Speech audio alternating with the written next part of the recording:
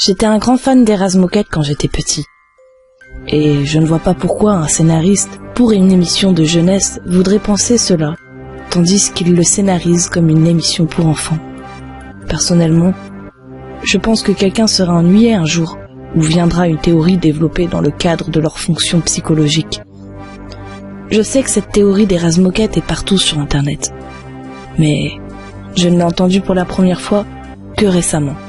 Et je voulais partager ça avec vous parce que ça m'a beaucoup choqué. Cette théorie affirme que les Razmoket ne sont pas qu'un innocent dessin animé pour enfants. En fait, certaines personnes disent que ce dessin animé a toute une signification psychologique derrière elle, centrée sur Angelica, ayant eu un épisode psychotique à l'âge de 3 ans. C'est de loin l'hypothèse la plus déprimante derrière les personnages d'une émission pour enfants. Donc, voici ce que dit la théorie. Tous les Razmoket sont le fruit de l'imagination fertile d'Angelica.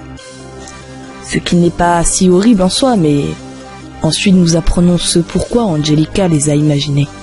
Charles-Édouard est mort en couche, entraînant sa mère avec lui.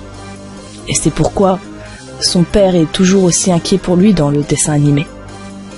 Tommy, alias Casse-Bonbon, est mort-né lui aussi. Ce qui fait que son père fait une sorte de pause et s'assoit dans le sous-sol pour fabriquer des jouets pour le fils qu'il était censé avoir. L'île de Ville, la mère des grumeaux, avorta. Et Angelica ne sut jamais si le bébé devait être un garçon ou une fille. Alors elle décida de créer des jumeaux. Puis elle a donné des noms concordants aux personnages, parce qu'il y aurait probablement eu un seul enfant s'il n'y avait pas eu d'avortement. La raison derrière ces illusions est la relation inexistante d'Angelica avec sa mère et son père qui la manipule. Ainsi, Angelica, qui n'avait personne vers qui se tourner quand elle avait besoin d'aide, fit revivre les bébés pour leur faire vivre leur vie manquée. La théorie s'étend même sur le spin-off des Razmoket, les Razbitume, un dessin animé qui découle des années 90.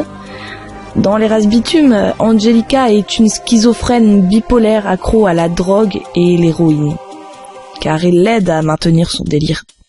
À ce stade, nous apprenons que la mère biologique de Angelica est morte d'une overdose d'héroïne quand elle était petite. Le nom de sa vraie mère était Cynthia, d'où le nom de sa poupée. Quand les Razbitume fut annulés, Angelica décéda d'une overdose, tout comme sa mère. Jules est le seul bébé qui n'est pas fictif. Cependant, Angelica ne l'a jamais accepté comme vrai, et le frappa si fortement qu'il essaya de lui renvoyer l'appareil, lui causant des dommages cérébraux. C'est pourquoi il y a un enfant étrange dans les Razbitume. Suzy était réellement l'amie d'Angelica. La théorie dit qu'elle grandit pour devenir psychologue et rejoindre l'équipe de Nickelodeon pour inventer les Razmoket à la télévision et finalement expliquer les origines de la théorie. Et maintenant, après cette histoire, je vous propose d'écouter la chanson qui suit. Donc c'est une chanson qui a été créée à partir de cette théorie-là, justement.